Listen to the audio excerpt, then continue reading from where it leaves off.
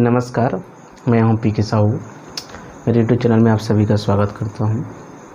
साथियों, आप सभी का कमेंट्स लगातार आ रहे थे और मेरा स्वास्थ्य और कुछ काम में व्यस्त होने के कारण मैं वीडियो जो है त्वरित नहीं बना पाया और दूसरी बात लाइट वगैरह का प्रॉब्लम रहा था।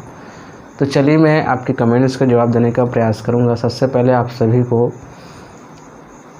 जो 14 तारीख जो कैबिनेट का मीटिंग था उसमें जो इंतज़ार था और इंतज़ार के बाद जो खबर आई वो चौंकाने वाली थी। वहाँ पे एक भी बिंदु ऐसा नहीं था जो शिक्षित बेरोजगार या अन्य बेरोजगार के बारे में कुछ हो। मतलब बेरोजगारों के संबंध में एक लेस मात्र बात नहीं कही गई। बड़ा आश्चर्य लगा।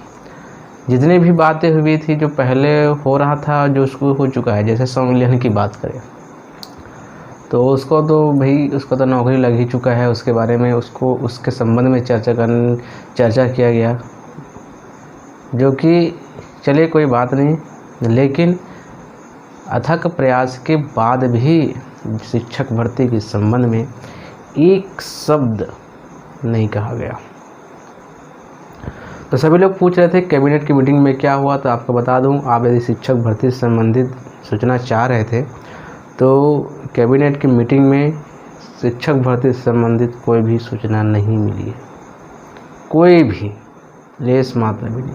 मतलब बहुत ज़्यादा निराशाजनक लगा उसके एजेंडा और उसके सार जो सामने आया। वो कुछ साथियों ने इसमें एक चर्चा रखा था कि परीक्षा अवधि क्या होती है। संविलियन 1 नवंबर को होने वाला है, तो मतलब डेट क्या होगा, क्या 1 वर्ष की अवधि जो होने वाली है समाप्त हो जाएगी।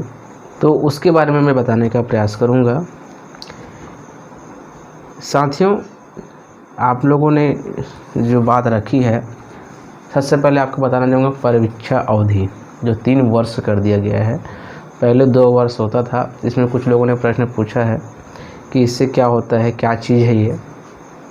तो ये सीधी भर्ती में परीक्षा अवधि मतलब होता है कि जैसे पहले 2 वर्ष का था, 2 वर्ष में किसी भी जो नियमित है उसका, जैसे कि धरना प्रदर्शन है या कुछ काम कर रहे हैं, तो वो धरना प्रदर्शन से लेकर के हड़ताल तक के कुछ काम नहीं कर सकता। मतलब कुछ परीक्षा अवधि में यदि आपके तरफ से, यदि आप नौकरी लग चुके हो, आपके तरफ से यदि कोई ऐसा कार्य किया जाता है जो कि अनुचित हो तो आपको सीधा बर्खास्त कर दिया जाएगा।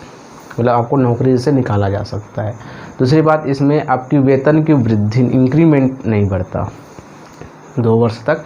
अब वही काम जो है 3 वर्ष तक चलेगा। यदि 3 वर्ष के अंतर्गत आप जो है ऐसा कार्य करते हो जो अनुचित हो तो सीधा आपको बर्खास्त नौकरी से निकाला जा सकता है। लेकिन 3 वर्ष के बाद यदि आप नियमित हो जाते हैं तो आपको निलंबित की एक ऑप्शन रहता है, निलंबित होते हैं लेकिन बर्खास्त नहीं किया जाता। तो इसमें हम वही बात है। और जो इंक्रीमेंट है वो जैसे 3 वर्ष हो गया तो वो एक साथ मिल जाता है। 3 वर्ष तक नहीं बढ़ता, लेकिन वो लास्ट में चौथे साल में आपको पूरा मिल जाएगा 3 वर्ष के। इसमें कोई दिक्कत वाली बात नहीं। दूसरी बात है, संविलियन 1 नवंबर को होने वाली, मतलब जुलाई में होने वाला था, वो सितंबर मतलब कहाँ चला गया, वो नवंबर में चला गया। मतलब 4 माह लेट। तो इससे एक प्रश्न पूछा गया है मुझे कि 1 वर्ष की अवधि की क्या होगी। तो मैं शुरू से इस बारे में बोल रहा हूँ कि जो अवधि है 1 वर्ष का, जो लिस्ट मतलब रिज़ल्ट निकला हुआ था, मैं शुरू से बोल रहा हूँ, मैं अपने विचार रख रहा हूँ, मैं किसी से पूछा नहीं हूँ, मैं अपने हिसाब से बोल रहा हूँ। अब आगे सरकार की मंशा है, सरकार के विवेक है, उनके ऊपर है। वो चाहे तो बढ़ाना चाहे तो बढ़ा सकते हैं। यदि वो भर्ती लेना चाहता है तो बिल्कुल बढ़ेगा ही बढ़ेगा। अब मैं जानता हूँ 101% जो है अवधि आराम से बढ़ेगा, कोई दिक्कत नहीं होगी। क्योंकि जब जुलाई का संविलियन नवंबर तक जा रहा है तो समझ लीजिए कि जो इसका जो डेट है 1 वर्ष को जो ख़त्म होने वाला है अक्टूबर नवंबर में, है ना, वो भी जो है उसको डेट पे कोई प्रभाव नहीं पड़ेगा, ये आगे बिल्कुल हो जाएगी। इसकी कोई दिक्कत, ज़रा से भी चिंता करने की आवश्यकता नहीं है, ऐसा मैं मानता हूँ। दूसरी बात, अब मैं बाकी चीज़ पर टीका टिप्पणी नहीं करना चाहूँगा, लेकिन एक बात ज़रूर कहना चाहूँगा कि लोग जो है चने के झाड़ पे चढ़ा भी देते हैं और सीधा गिरा भी देते हैं। यदि कुछ बातें बोलो तो ये अच्छा है, बढ़िया है, बहुत अच्छा कर रहे हो, ये आपके साथ जरूर देंगे, लेकिन थोड़ी सी चूक हो गई तो आपको उल्टा गाली देंगे। लेकिन उस समय एक आदर्श शिक्षक, देखो मैं ऐसा नहीं बोल रहा कि आपको, है ना, एक शिक्षक की जो शालीनता होनी चाहिए, भाषाएं होनी चाहिए, वो कुछ लोगों में ही दिखता है।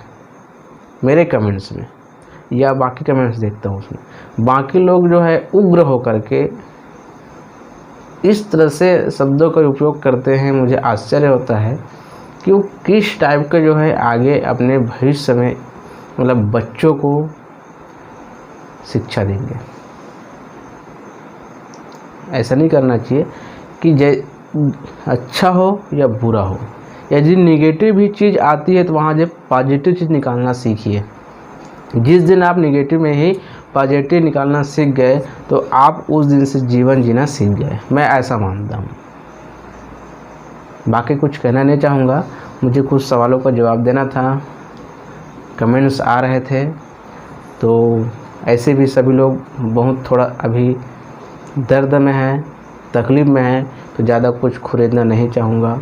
लेकिन मेरे मन में भी बहुत ज़्यादा विचार है जो संडे कमेंट्स के रूप में मैं ज़रूर बोलूँगा यदि समय मिला तो। साथियों, आज इतना ही, थैंक यू।